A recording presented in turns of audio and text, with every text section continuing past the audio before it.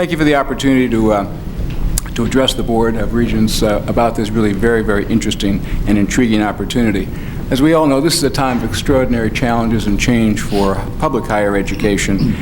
There are so many challenges out there, whether it is financial, the value proposition of higher ed is being questioned, competency-based education is challenging, the monopoly status oftentimes of faculty members, and distance learning is changing everything. And your next commissioner must understand these trends, these emerging issues, as well as being still grounded in the current issues and the current realities of having to respond to day-to-day activities. And I think I have 4 attributes that I would like to briefly summarize that I think would make me an excellent candidate for the position. The first is that as a professional intelligence officer for both the Navy and the Air Force, and also as a provost, president, and vice chancellor, I spent a lot of time thinking about the future and emerging trends, but not just thinking about the trends, but also positing solutions. I wanted to make sure that the people I worked for, in this case the board, would never be caught by surprise.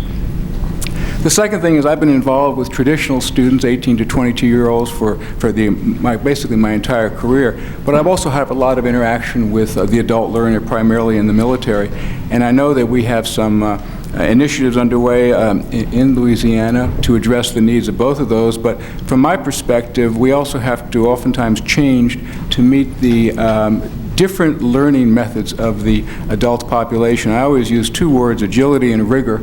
We always need to make sure that our programs are rigorous, but also we need to be much more agile, whether it's distance learning or competency-based education, to meet their needs. I think the third attribute is that SACS, as you know, accredits all of the Louisiana institutions, both public and private, and for the last 5 years, I sit on the SACS Board of Trustees. I also chair one of the 4 what are called compliance and review committees, which allows me great insight into what is emerging and what SACS requires, and I think that would be a great asset to the Commission to assist the system leadership. And finally, I've been at diverse institutions over my entire career, and currently at the Texas Tech system, I've had experience in both Tier 1 research institutions, medical schools, law schools, regional schools, and certainly community colleges. What I always say is that our job is not to graduate students.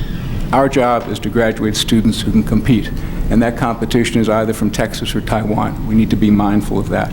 And so I believe that my qualifications, my vision, and my energy is well suited to the demands of this position. I thank you for this opportunity, and I'm happy to answer any questions. Dr. Rollo, welcome back. I was going to adjourn before you came back, but we are not. Congratulations, sir. You're the Commissioner of Higher Ed for the state of Louisiana. Appreciate that. We look forward to a wonderful dialogue. There's a lot for all of us to learn. There is great capacity in yourself, sir.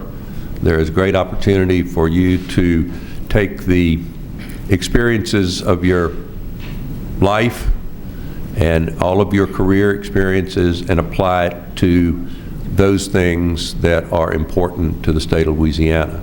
I'd give you the opportunity to have some words, sir. First off, thank you very much. I mean, this is an honor, and I'm humbled by it, and I want to thank the board for their trust. I want to thank the staff for having gone through all these weeks and months, but I'm excited about this opportunity. I think that everything that I've seen so far, I mean, Louisiana has great people and great potential, and I want to be the spokesperson on behalf of higher education to bring that to fruition, and other than that, I'm just ready to go.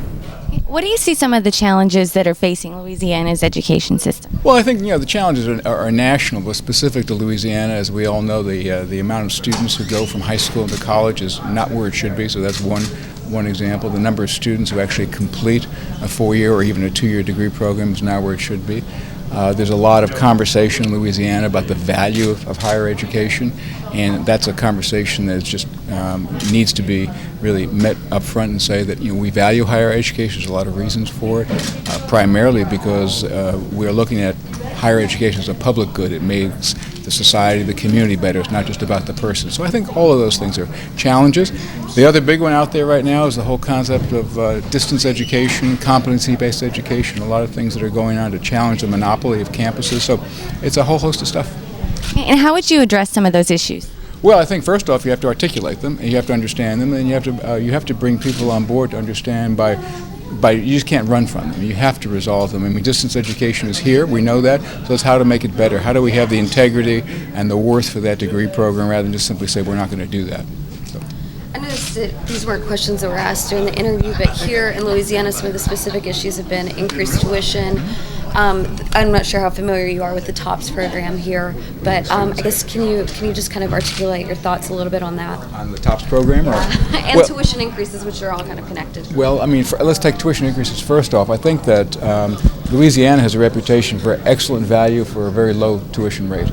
Now, as a student, anytime tuition goes up, that's not good. But at the same time, there are costs associated with that educational product, if you will.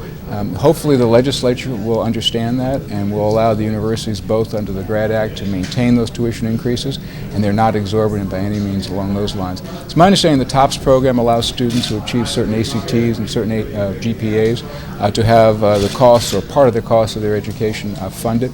I'm a firm believer in merit-based. I think if a student does well, we in Texas, if you graduate in the top 10% of your high school class, you can choose any university you want to go to. So Louisiana is even a better deal because you get money associated with it. Looking at your resume, you have a ton of experience, a lot of stuff. But in this position, you're going to be a higher education commissioner, and I noticed, I'm fairly new here, but I noticed the last commissioners, it was pretty much a political position. How do you feel like being like a quasi-politician almost?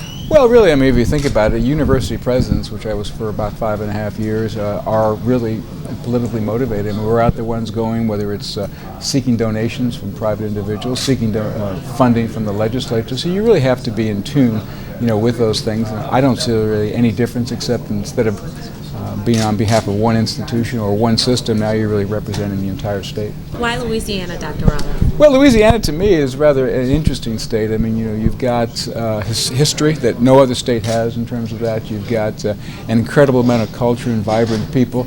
You've also got the fact that it's close to Texas, and my wife is from Texas, and so therefore she can just actually, Baton Rouge is closer to Houston than we are in Lubbock. So it's not a far distance. So it was a good thing. And plus, it's exotic. And there's nothing wrong with being exotic.